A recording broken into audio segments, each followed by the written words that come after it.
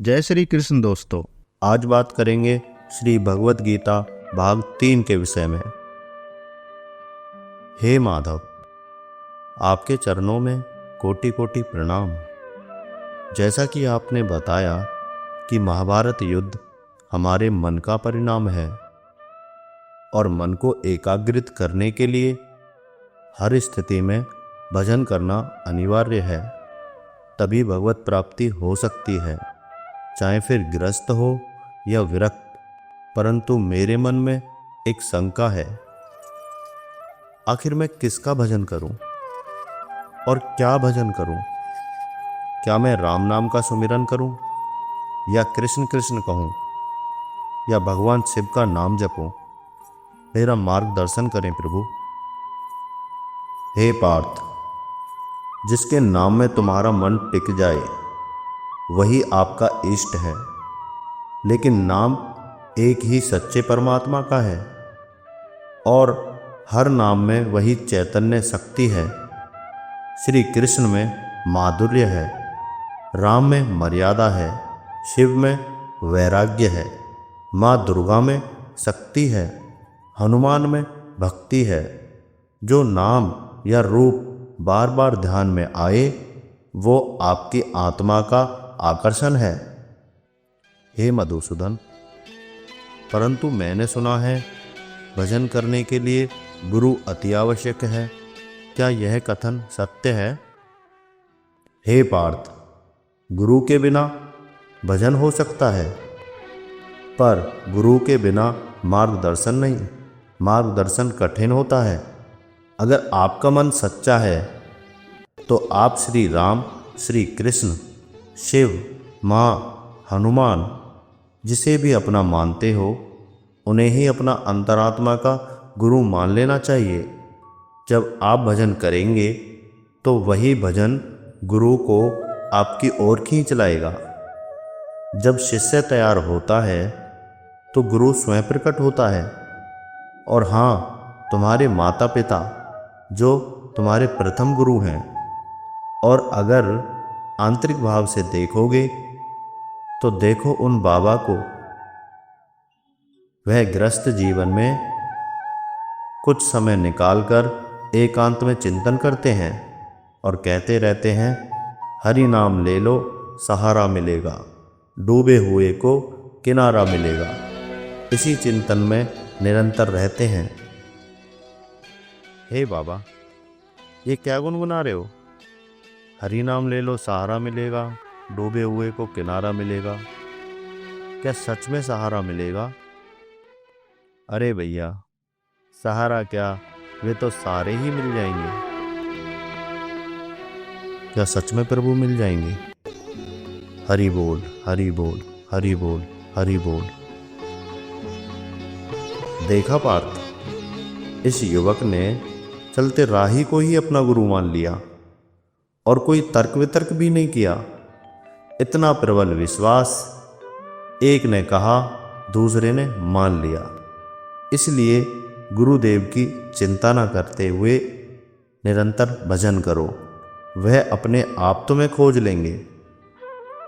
यदि तुम चाहते हो कि कोई तुम्हारा मार्गदर्शन करे तो रामचरितमानस, भगवत गीता, मीरा, कबीर, रैदास, तुलसीदास, इन जैसे संतों की वाणी को सुनिए और पढ़िए। हे कृष्ण, जो साधक विरक्त भेष में है या सन्यासी है वह तो माला से ही जप करते हैं, परंतु जो गृहस्थ है या युवा है उनके पास तो बहुत से कार्य होते हैं। वह माला का नियम कैसे लें और प्रतिदिन कैसे नियम का पालन करें? नहीं, भजन करने के लिए कंठी माला या जनेऊ अनिवार्य नहीं है। भजन के लिए केवल एक चीज चाहिए, शुद्ध हृदय और प्रेम। और वैसे भी माला का उपयोग इसलिए किया जाता है कि साधक अपने हृदय में नाम को उतार ले।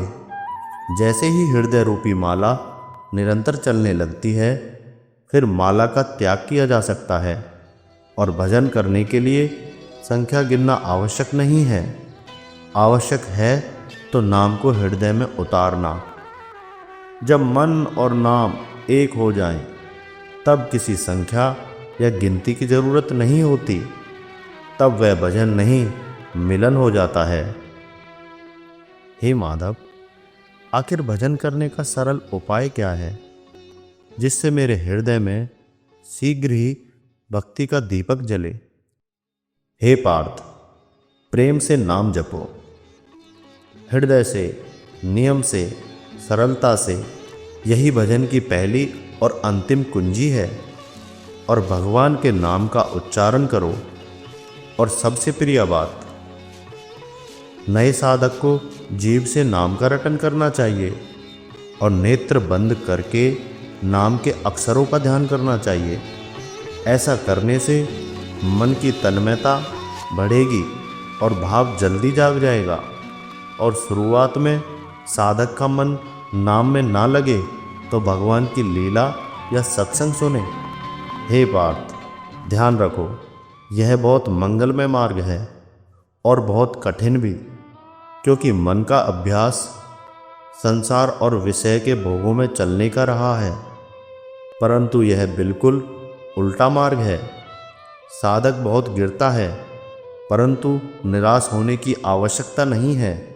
जो होगा वह मंगल विधान होगा। हे माधव, जो नए साधक होते हैं उन्हें भजन करने से कैसा अनुभव होता है और शुरुआत में क्या लक्षण दिखते हैं? हे पार्थ, जब कोई साधक इस मार्ग पर चलने का निश्चय करता है और भजन करने का प्रयास करता है तो उसके हृदय में जलन प्रकट होने लगती है। मन विचलित होने लगता है, कभी अच्छा सोचने लगता है तो कभी बुरा, और मन की सोचने की गति दुगनी हो जाती है। नाम तो जप रहे होते हैं, पर मन किसी और संसार में घूम रहा होता है। मन नए नए कौतिक करने लगता है। कभी अपने आप को बहुत बड़ा भजनानंदी समझने लगता है, कभी अपने आप को ज्ञानी समझने लगता है। जैसे देखो इस युवा को, यह हाथ में माला लेकर अपने आप को श्रेष्ठ समझ रहा है, अपने आप को भक्त समझ रहा है और बुजुर्ग व्यक्ति को ज्ञान समझा रहा है।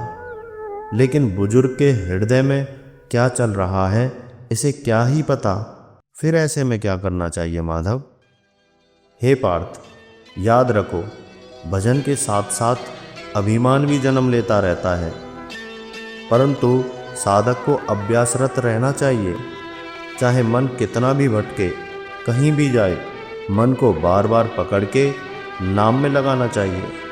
साधक की यही सच्ची विधि है। कुछ समय बाद साधक के हृदय में गिलानी आने लगती है, अपने गलत कर्म याद आने लगते हैं, साधक को अफसोस होने लगता है, जीवन की हुई सभी गलतियां उसे याद आने लगती हैं। ऐसी स्थिति में साधक अपने आप को पापी, अधम मानता है। कभी बुरे काम की कल्पनाएं आती हैं, कभी मोह, कभी क्रोध, कभी अभिमान उठता है। हे पार्थ, मन बड़ा ही सातिर है। इसकी चाल को समझना बड़ा ही मुश्किल है। यह मन साधक को बहुत लंबे समय तक भजन की मुद्रा में बिठा के रखता है और अपने ताने बाने निरंतर बुनते रहता है, परंतु भजन नहीं करने देता। हे वासुदेव, आप कहते हैं मन बहुत विचलित रहता है, मन भजन नहीं करने देता, परंतु साधक की ऐसी स्थिति कब तक रहती है? हे पार्थ, साधक के हृदय में कई जन्मों से काम, क्रोध, लोभ, अभिमान जैसे शत्रु के रूप में छुपे रहते हैं। यही असल शत्रु हैं। इन्हीं शत्रुओं से अर्जुन की भांति युद्ध करना होगा। हे पार्थ, याद रखो, कभी कभी साधक की स्थिति ऐसी हो जाती है, वह भजन करने से डरने लगता है, नाम को छोड़ने की सोचने लगता है। परंतु तुम्हें हर हाल में नाम पकड़ कर रखना होगा और धीरे धीरे एक ऐसी स्थिति आएगी जैसे एक गंदे तालाब में लगातार स्वच्छ जल डाला जाता है तो धीरे धीरे गंदगी ऊपर आकर निकलने लगती है और एक दिन पानी स्वच्छ और निर्मल हो जाता है, वैसे ही भजन धीरे धीरे सारी वासनात्मक गंदगी को बाहर निकाल देता है और हृदय निर्मल होने लगता है। हे केशव, आप कहते हैं भजन करने से धीरे धीरे हृदय निर्मल होने लगता है। अगर कोई व्यक्ति इस मार्ग में चलना चाहता है लेकिन वह मांस मदिरा का सेवन करता है, क्या उस व्यक्ति का उद्धार हो सकता है? हे पार्थ, भगवान की शरण में कोई भी आ सकता है, चाहे वह कितना भी गिरा हुआ क्यों ना हो, परंतु यह तो जीव के स्वाद हैं। यदि कोई व्यक्ति सच्ची लगन और भगवत प्राप्ति की चाह रखता है और प्रतिदिन जीव से नाम की रटन लगाता है, गुहार लगाता है, तो कुछ समय बाद उस व्यक्ति का मन नशीले पदार्थों से घृणा करने लगता है, क्योंकि भजन का स्वाद जब जीव को लगता है तो उसे सभी विकार फीके लगने लगते हैं। फिर भी वह भजन की आड़ में मांस मदिरा का सेवन करता है या नशीले पदार्थों का सेवन करता है, तो उस व्यक्ति का मन भजन में कदापि नहीं टिक सकता, बल्कि नामा अपराध जैसा दंड भोगना पड़ता है। इसीलिए संत जन कहते हैं, जैसा खाओगे अन्न वैसा होगा मन, क्योंकि सात्विक भोजन ही साधना की जड़ है, जिससे उत्तेजना, बेचैनी, कामवृत्ति, आलस्य, क्रोध, मोह, प्रमाद साधक को विचलित नहीं करते और साधक का मन भजन में निरंतर लगने लगता है। इसलिए पार्थ, बिना किसी चिंता के तुम भजन करो। हे माधव, देखो इस बुजुर्ग को, इन्होंने अपने परिवार का जीवन भर निर्वाह किया, घर का खर्चा चलाया, परिवार सुखी रह सके इसके लिए सारे प्रावधान किए, बाल बच्चों का विवाह संपन्न किया, परंतु अब इनका शरीर कार्यरत नहीं है। इसी कारण से अब परिवार वाले इन्हें भोजन तक नहीं देते, यहाँ तक कि हर पल ताने मारते रहते हैं और घर छोड़कर जाने को कहते रहते हैं, और जबकि यह भजन भी करते हैं। ऐसी स्थिति में ये क्या करें? मेरा मतलब है, अगर ये भजन करते हैं तो इनको ऐसा दुख क्यों मिल रहा है? इन्होंने तो कर्तव्य करते हुए अपना पूरा वचन निभाया है, फिर भी इनको इतना दुख मिल रहा है। हे पार्थ, ऐसे ये अकेले नहीं हैं, ऐसे बहुत से लोग हैं जो ऐसे जीवन निर्वाह कर रहे हैं। देखो पार्थ, मैंने तुमसे पहले भी कहा था, संसार के सभी रिश्तों के पीछे स्वार्थ की जंजीर होती है। अगर कोई व्यक्ति किसी के कार्य लायक है तो उसको सभी अपना मानते हैं, वरना कोई अपना नहीं मानता। हे पार्थ, इसलिए मैं बार बार कह रहा हूं कि पहचानो अपने स्वरूप को, अपने आप को। इसी प्रकार जीवन और मृत्यु का रास्ता है। देखो इस युवा को, यह मदोस होकर जन्म और मृत्यु के बीच में चल रहा है और इसे नहीं पता कि उसके पीछे मृत्यु चल रही है। लेकिन इस राह पर चलते चलते इसे एक परिवार मिला, मित्र यार मिले, रिश्तेदार मिले, कहीं अच्छे तो कहीं बुरे इंसान भी मिले, और कहीं झोंपड़ी तो कहीं मकान मिले। परंतु दुर्भाग्य है उस जीव का जो इन्हें अपना मानकर अपना रास्ता ही भटक जाता है और अपने पीछे खड़ी मृत्यु को देख नहीं पाता है। जैसे देखो इन तीन भाइयों को, बचपन से ही साथ पले पड़े हैं, लेकिन जैसे जैसे समय बीतता गया रास्ते बदलते गए। बड़ा बेटा रमेश शहर में बड़ा व्यापारी बन गया, गाड़ी बंगला ऐसो आराम की जिंदगी जी रहा है। मंझला बेटा सुरेश सरकारी नौकरी में अफसर है, गांव में भी उसका बड़ा रौब है। छोटा बेटा हरीश, जिसे सब प्यार से हरी कहते हैं, बचपन से ही भगवान शिव का भक्त है। ना उसे पैसा चाहिए था ना शोहरत। सुबह उठकर मंदिर जाना है, भजन करना है, गांव के बच्चों को गीता सुनाना है, यही उसका जीवन है। लेकिन रमेश और सुरेश जब भी घर आते हैं, माँ और परिवार उनकी खूब खातिरदारी करते हैं। उनके आने से घर में रौनक आ जाती है, पकवान बनते हैं, रिश्तेदार बुलाए जाते हैं। लेकिन जब हरीश मंदिर से लौटकर आता है तो कोई उसे पानी तक की नहीं पूछता। परंतु हरीश की फिर भी किसी से नाराजगी नहीं है। हे पार्थ, आज का समय बड़ा विचित्र है। सभी अपने बच्चों को बड़े पद का अधिकारी बनाना चाहते हैं, परंतु कोई भक्त नहीं बनाना चाहता।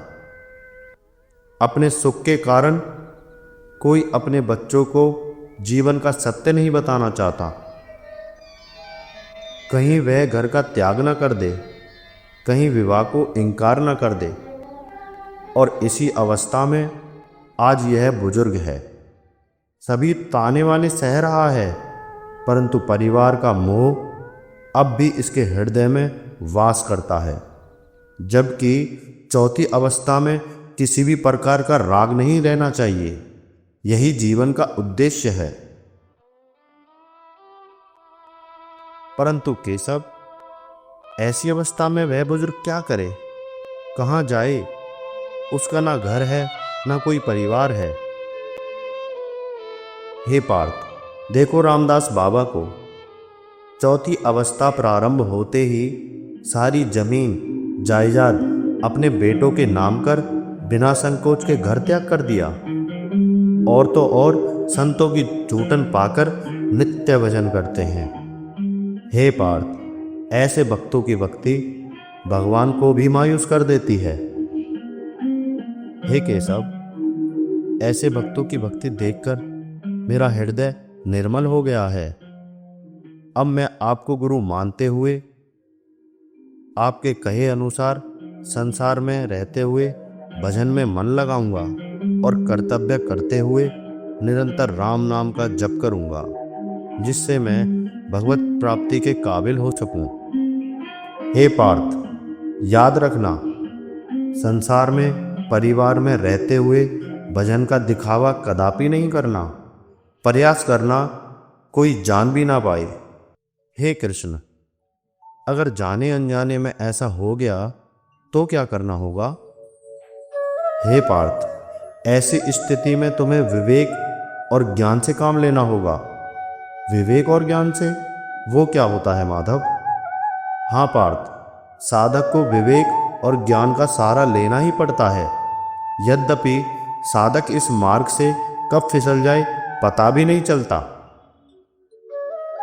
यदि ज्ञानी व्यक्ति अपने ज्ञान का उपयोग दूसरों की सेवा, मार्गदर्शन या उद्धार के लिए न करके केवल प्रदर्शन करे, तो वह धीरे धीरे ज्ञान के नशे में चूर होकर गिर जाता है।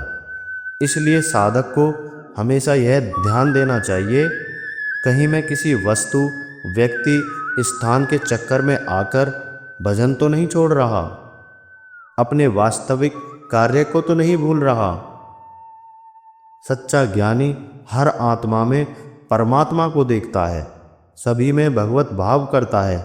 लेकिन जब वह दूसरों को मूर्ख, पापी, अधम समझने लगे तो समझिए उसका ज्ञान अब अहंकार में बदल चुका है। इसलिए याद रहे, रोटी, कपड़ा, मकान ये आवश्यकता हैं जो जीवन को सजाने या दिखाने के लिए चाहिए, उसे इच्छा कहते हैं। इसलिए अपनी आवश्यकता भगवान के भरोसे छोड़ दो और इच्छा करो भजन की। बाकी की सभी वस्तुएं मिथ्या हैं। भजन ही ऐसा गुप्त धन है जो यहाँ भी काम आता है और परलोक में भी। इसीलिए किसी बिना चिंता के भजन करो, बाकी की सब इच्छा और भाव भगवान पे छोड़ दो और इस जीवन का उद्देश्य प्राप्त करो। हे माधव, कोटि कोटि प्रणाम। सोते हुए को जगाने के लिए अब मैं निरंतर भजन में ध्यान लगाऊंगा। अब मैं घर की ओर प्रस्थान करता हूँ और तुम्हारे बताए हुए रास्ते पर चलने का प्रयास करता हूँ।